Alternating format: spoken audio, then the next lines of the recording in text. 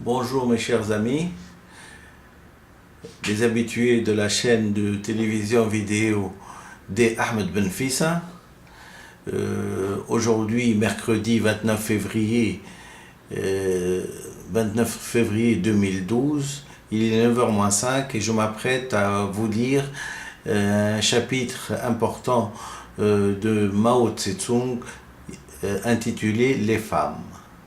Comme c'est un mercredi 29 février et que nous sommes devenus sensibles depuis hier, où j'ai sensible au temps, hein, et donc le temps nous est compté et la révolution, il faut qu'elle avance, et qu'une date aussi rare que le 29 février, le mercredi 29 février, et j'espère que le février, c'est une journée qui arrive une fois chaque 4 ans. Et ben, un vœu, c'est que d'ici 4 ans, le mercredi 29 février 2012, donc 2016, le socialisme et le communisme aura des fondements assez sûrs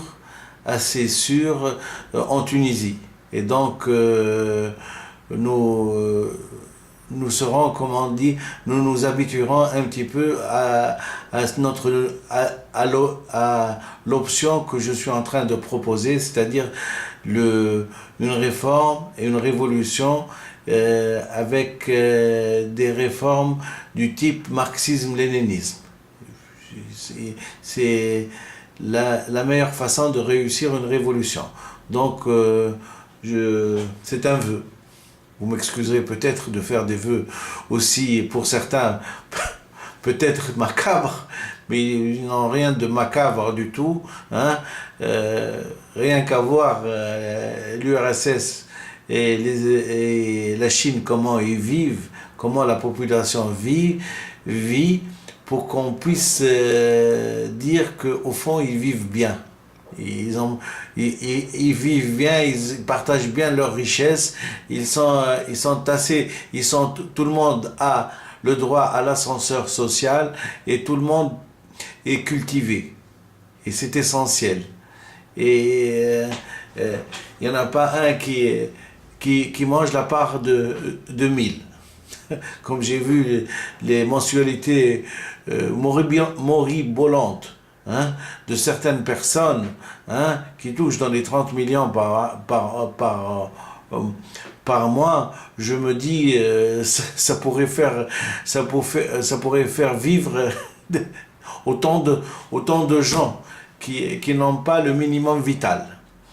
Cette parenthèse étant finie et donc fermée, j'attaque donc ce chapitre, les femmes. Vive la République populaire de Chine. 31e chapitre, les femmes.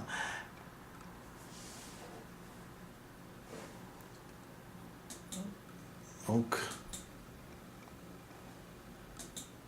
lecture par Dr Ben Fissa Ahmed. Les hommes se trouvent ordinairement en Chine à l'autorité de 3 systèmes: le pouvoir politique, le pouvoir clanal et le pouvoir religieux. Quant aux femmes, elles se trouvent en outre sous l'autorité des hommes ou le pouvoir marital. Donc clanal, c'est le clan. Hein. Ces 4 formes de pouvoir, politique, clanal, religieux et marital, représentent l'ensemble de l'idéologie et du système féodal, patriarcal, et sont les 4 grosses cordes qui ligotent le peuple chinois et en particulier la paysannerie. On a montré précédemment comment les paysans ont renversé à la campagne le pouvoir des propriétaires fonciers. Vive la République populaire de Chine, et je répète et je relis ce paragraphe. 31e chapitre, les femmes. Les hommes se trouvent ordinairement soumis en Chine à l'autorité de 3 systèmes: le pouvoir politique, le pouvoir clanal, le pouvoir religieux. Quant aux femmes, elles se trouvent en outre sous l'autorité des hommes ou le pouvoir marital. Ces quatre formes de pouvoir, politique, clanal, religieux et marital, représentent l'ensemble de l'idéologie et du système féodalo-patriarcaux, sont les quatre grosses cordes qui ligotent le peuple chinois et en particulier la paysannerie. On a montré précédemment comment les paysans ont renversé à la campagne le pouvoir des propriétaires fonciers. Ce dernier est le pivot autour duquel gravitent toutes les autres formes de pouvoir. Le renversement du pouvoir des propriétaires fonciers a ébranlé le pouvoir clanal, religieux et marital. En ce qui concerne le pouvoir marital, il a été toujours plus faible dans les familles des paysans pauvres où la situation économique contraint les femmes à prendre une part plus grande au travail que dans les familles de classe aisée. De ce fait, elles avaient plus souvent le droit à la parole et à la décision dans les affaires familiales.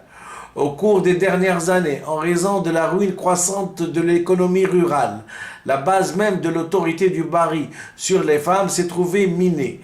Récemment, avec l'apparition du mouvement paysan, les femmes ont commencé dans bien des endroits à créer des unions de paysannes. L'heure est venue pour elles de relever la tête et le pouvoir marital s'affaiblit de jour en jour. Bref, l'ensemble de l'idéologie et du système féodal patriarcal chancelle devant l'autorité croissante des paysans.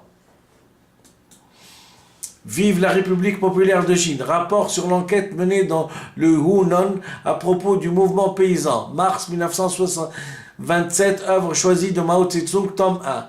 Unissez-vous, participez à la production et aux activités politiques et améliorez la situation économique et politique de la femme. Pour la revue Femmes de la Chine Nouvelle, premier numéro le 20 juillet 1949. Défendre les intérêts des jeunes, des femmes et des enfants, secourir les étudiants qui ont dû interrompre leurs études, aider les jeunes et les femmes à organiser et à participer de plein droit à toute activité utile à la guerre de résistance et au progrès social. Assurer la liberté du mariage et l'égalité des sexes, donner aux jeunes et aux enfants un enseignement utile. Du gouvernement de coalition, 24 avril 1945, œuvre choisie de Mao Tse-tung, tome 3.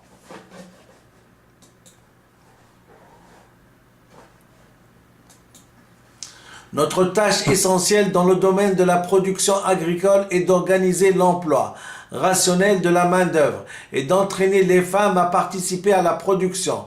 Notre politique économique, le 23 janvier 1954, œuvre choisie de Mao Tse-tung, tome 1. Il est de première importance pour l'édification de la grande société socialiste d'entraîner en masse les femmes à participer aux activités productrices.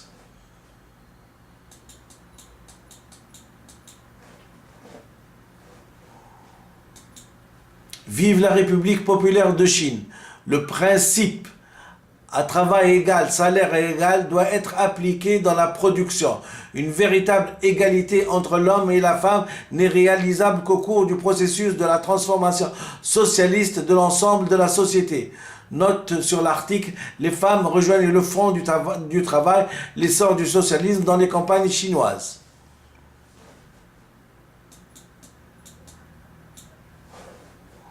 Je vous remercie infiniment.